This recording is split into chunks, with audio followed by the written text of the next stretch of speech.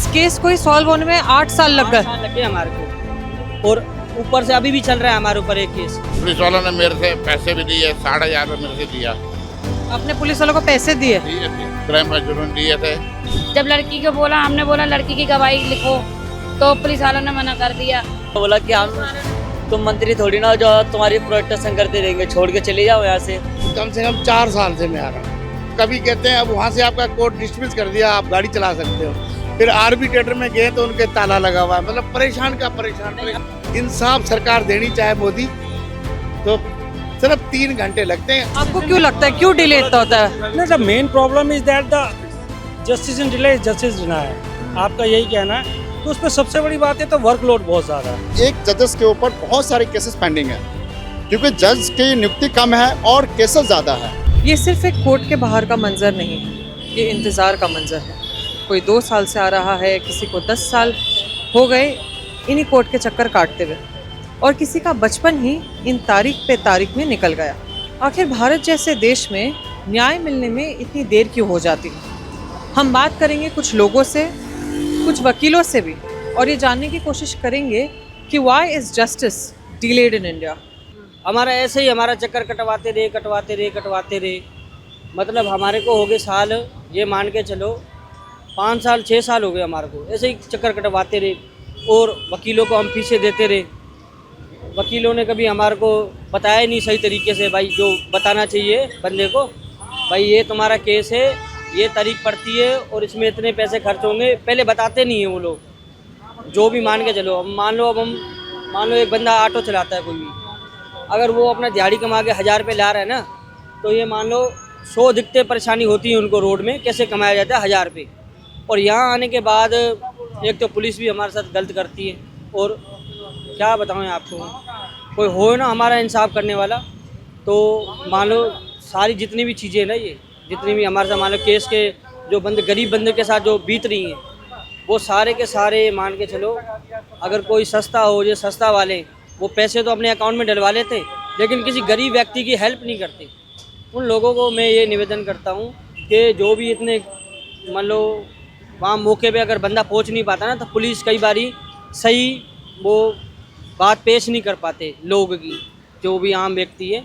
अगर उस आम व्यक्ति को नुकसान होगा तो ये मान के चलो आप, देश में हमारी बेरोज़गारी आएगी। तो आम आदमी जितना, जो भी आम आदमी है ना, उसकी रक्षा करो और उसकी हिम्मत बनो, जो भी गरीब लोग हैं। आपका हाईकोर्ट का केस कितना लंबा चला था? हमारा 8 साल।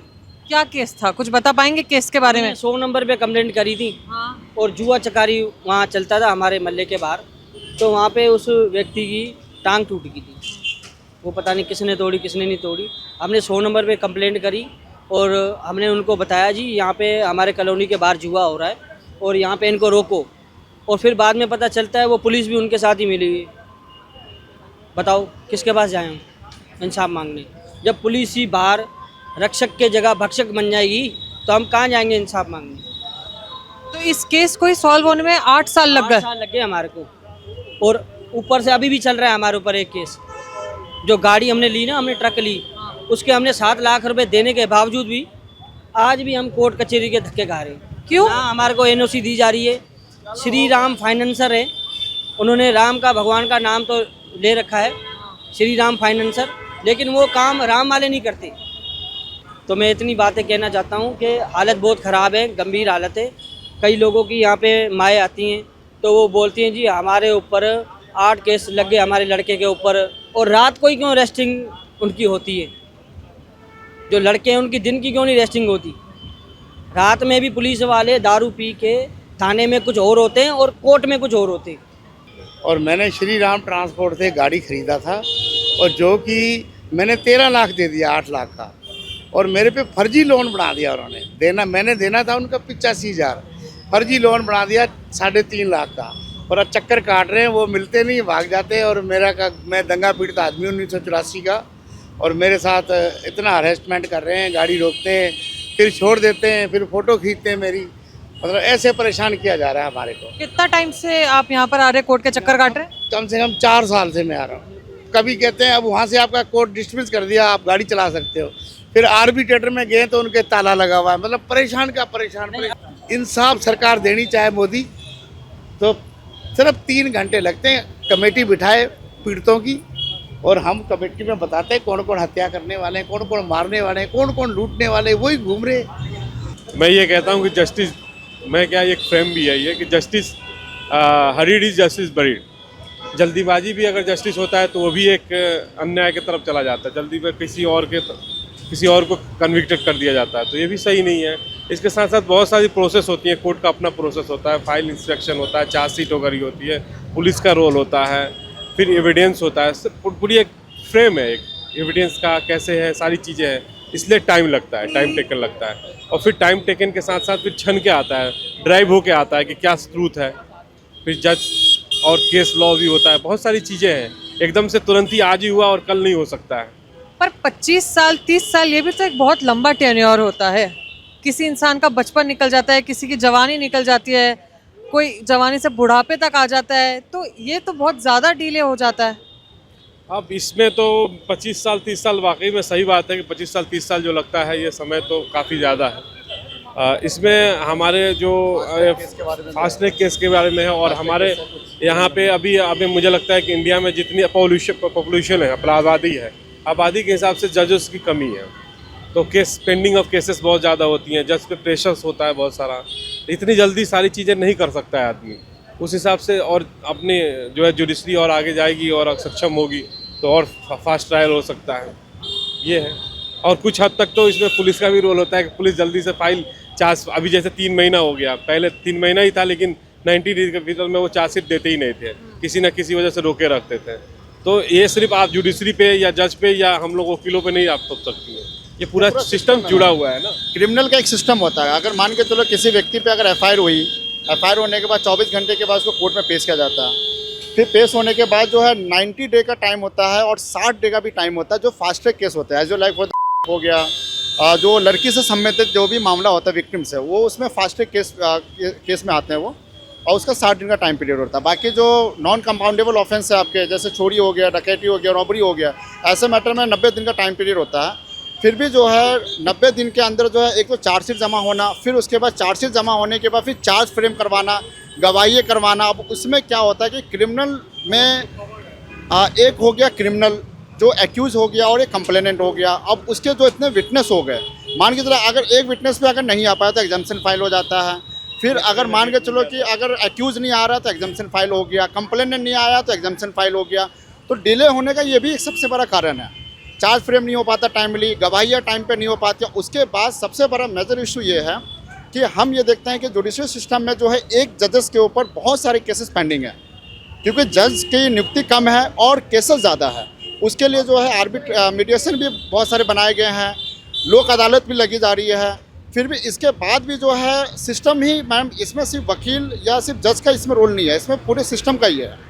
क्योंकि छोटे छोटे चीज़ में अगर देखें, आपने एडीआर का भी नाम सुना होगा, यहाँ रिसोल्यूशन जो होता है, जैसे लोक अदालत है और भी बहुत सारी चीज़ें। हाँ, एडीआर भी बहुत सारे जगह ऐसे खुले हुए हैं जिसमें जो है छोटे छोटे जो भी विवाद होते हैं, जो कंपाउंडेबल ऑफेंस है, जो कंपाउंड हो सकता है, वैसे मामले को जो है एडीआर सिस्टम में भी दो पार्टियों का कोई लड़ाई झगड़ा हो गया आपस में, तो उसको वहाँ पे बैठा के मीडिएटर करवा के उसको समझौता करके उसको खत्म करवाता है। कोई लेन देन का मामला भी उसके में भी करा जाता है। तो मैं ये भूमिका मानता हूँ कि जो मीडिएशन है वो जुडिशियल सिस्टम में सबसे अच्छा प्लेटफॉर्म बनाया गया है गवर्नमेंट की तरफ से। डीएलएसए का इसमें सबसे बड़ा रोल है और मैं इसके लिए जो है डीएलएसए को बधाई भी देता हूँ। और आगे के लिए जो है इसमें जो भी काम हो मीडिएशन में, ये जो भी मैटर होते हैं जो कंपाउंडेबल ऑफेंस है उसको ख़त्म किया जाता है। तो ये कुछ सालों से जो है बहुत सारे ऐसे पेंडिंग केसेस जो ख़त्म हुए हैं। कितने टाइम से चल रहा है केस आप लोग का? चल रहा है, कितने साल हो गए इनकी शादी ने? 7-8 साल तो हो ही गई, 8 साल तो हो ही गई इसको जब भी उठा के ले जाते हैं मैडम, इसको जब भी इसके ऊपर तो बहुत केस लगा रखा। पुलिस वाले भी हमारे से तो बेना क्या दुश्मनाई ले रखे।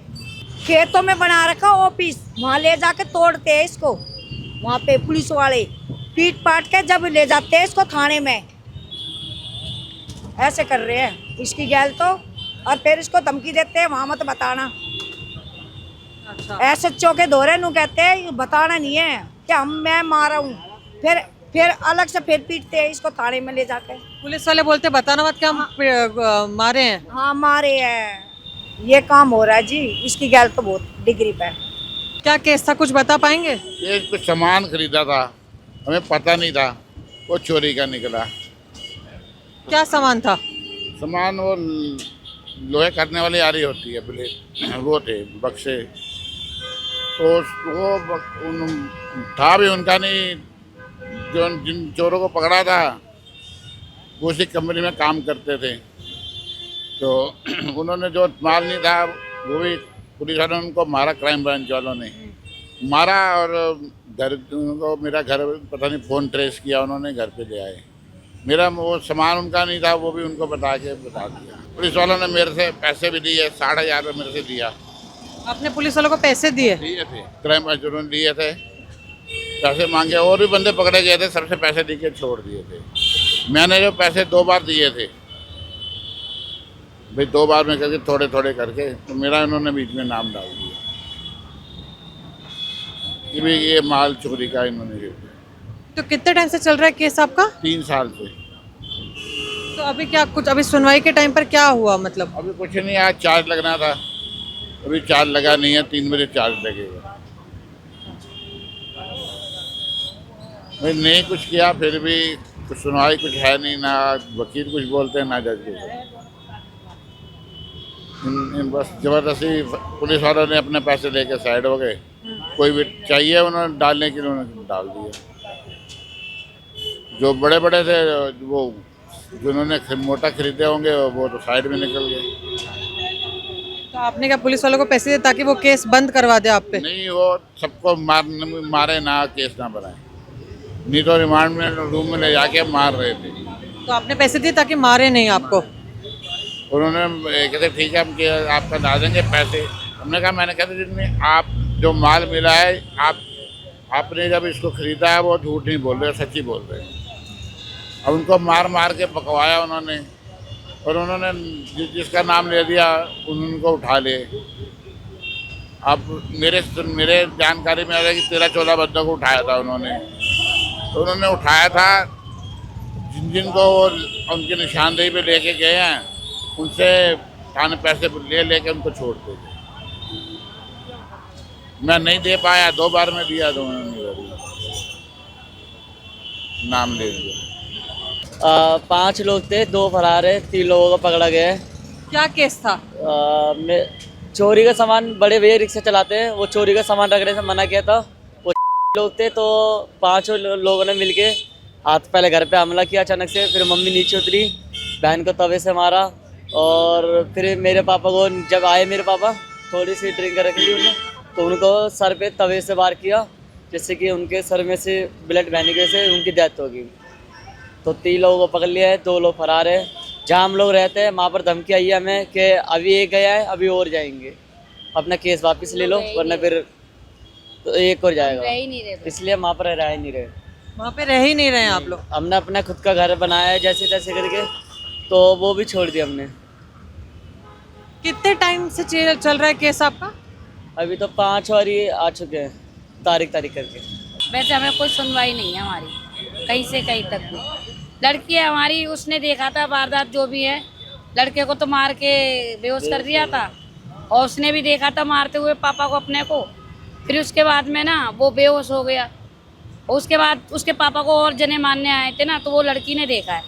जब लड़की को बोला, हमने बोला लड़की की गवाही लिखो, तो पुलिस वालों ने मना कर दिया कि हम क्या गवाही लिखें इनके लिए, क्या तुम लोग, हो गई जो गवाही होनी थी एक बार लिखती है, बार बार थोड़ी नहीं लिखती है। और जो लोग पकड़, तुम चाहते हो पूरी पब्लिक पकड़वा दें, तो हम थोड़ी नहीं पकड़ सकते। मगर वो लोग सारे बहुत जने थे, वो लोग एक हो जाते हैं, एक से भी किसी से झगड़ा होता है तो वो लोग सारे एक हो जाते हैं जो। और हम लोगों ने, मीडिया वाले आए थे उधर, तो उन्होंने भगा दिया, पुलिस वालों ने भगा दिया। तो आप लोग क्या चाहते हैं? प्रोटेक्शन चाहते हैं कि आप लोग को प्रोटेक्शन मिले? हाँ, जहाँ हमारा घर बना हुआ हम वहाँ पर रहना चाहते हैं, बट वो हमको धमकी आती है। अभी हम सीक्रेट जगह पे रह रहे हैं, तो मेरे दोस्त वगैरह उनको भी बोलते हैं कि वो दिख ना जाए, ये वो, मतलब यहाँ रहना नहीं चाहिए, दिखना नहीं चाहिए यहाँ पर, ये घर छोड़ के चले जाओ। पुलिस वाले ने, आईओ वगैरह थे, उनने बोला कि हम, तुम मंत्री थोड़ी ना जो तुम्हारी प्रोटेक्शन करते रहेंगे, छोड़ के चले जाओ यहाँ से। और हम चाहते बस खाली हम अपने घर में रहें, उनके डर के मारे हमारे जो घर परिवार के थे ना, वो भी भाग गए उनके डर के मारे। हमारे साथ कोई नहीं रहना चाहता, हमारे साथ कोई नहीं दे रहा है, ना घर के दे रहे ना बाहर के दे रहे, ना पुलिस वाले हेल्प कर रहे हैं। हम इस टाइम अकेले ही खड़े हैं। आपको क्यों लगता है क्यों डिले इतना होता है? No, the main problem is that the justice in delay is justice deny है। आपका यही कहना है। तो उस पर सबसे बड़ी बात है तो वर्कलोड बहुत ज़्यादा है।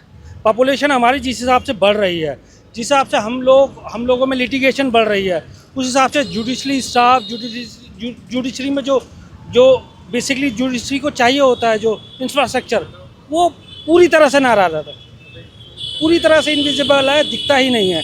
एक एक जज का आप देखिए ना कितनी फाइलें हैं, वर्कलोड कितना है, तो क्वालिटी ऑफ वर्क कहाँ से आएगा?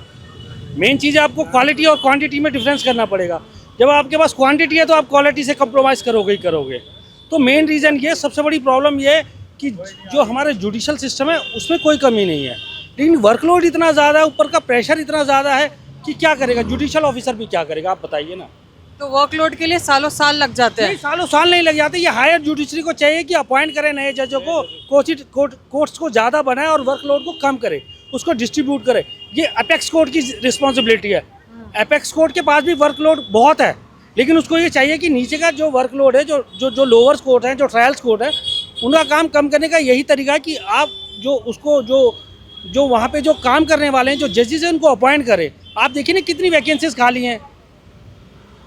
वो जो पिछला जो जिसे कहते हैं ना लॉक है, उसको भरा ही नहीं जा रहा है। तो मेन प्रॉब्लम तो यही आ रही है ना। जुडिशरी में कोई प्रॉब्लम नहीं है, कॉम्पिटेंट है हमारे जुडिशल ऑफिसर, उसमें भी कोई दिक्कत नहीं है। वर्कलोड में ये भी नहीं कि वकील इनकॉम्पिटेंट है, वकील भी काम करना चाहता है, लेकिन डिपार्टमेंट भी अच्छा नहीं, पुलिस में भी वर्कलोड है। पुलिस में भी, ये आपने एक अच्छी बात कह दी कि क्योंकि पुलिस में भी स्ट्रेंथ बहुत कम है। आप एक एक थाने में जाके देखिए, उतने उनको कांस्टेबल, उतने हेड कांस्टेबल, उतने एसआई उनको प्रोवाइड ही नहीं किए हुए हैं। भाई एक कांस्टेबल थाने में जाएगा, फिर वो इन्वेस्टिगेट करेगा, फिर वो कोर्ट में आएगा, फिर वो सिक्योरिटी पे जाएगा, तो एक ही तो कांस्टेबल है ना। तो आप उसको डेफिशिएंस कीजिए ना, उसको डिवाइड कीजिए। जैसे फॉरेन में होता है भाई, इन्वेस्टिगेशन के ऑफिसर अलग होते हैं। आप पर पर्सन देखिए ना कितने पुलिस हैं, कितने पुलिस ऑफिसर हैं इंडिया में, बहुत कम है। आप नई रिक्रूटमेंट करेंगे नहीं। एक आदमी जो पहले एक थाना देखता था, अब उसके पास आदमी उसमें 10,000 ज़्यादा बढ़ गए, लेकिन वो वही देख रहा है। तो ये भी तो देखिए ना, किसी की कोई प्रॉब्लम नहीं है। अगर आप प्रॉपर तरीके से लोगों को रोज़गार दें, एम्प्लॉयमेंट करें, नई ज्वाइनिंग दें, तो ये वर्कलोड कम हो जाएगा।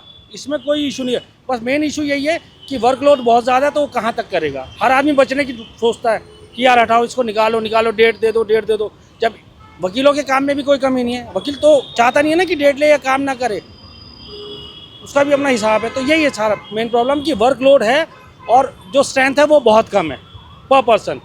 आप अदर कंट्री से उसको कंपेयर कीजिए, आपको सारा पता चल जाएगा कि इंडिया में पर 1000 पर लाख कितने जजेस हैं, कितने एमएलए, कितने पुलिस ऑफिसर्स हैं, वो आपको पता चल जाएगा।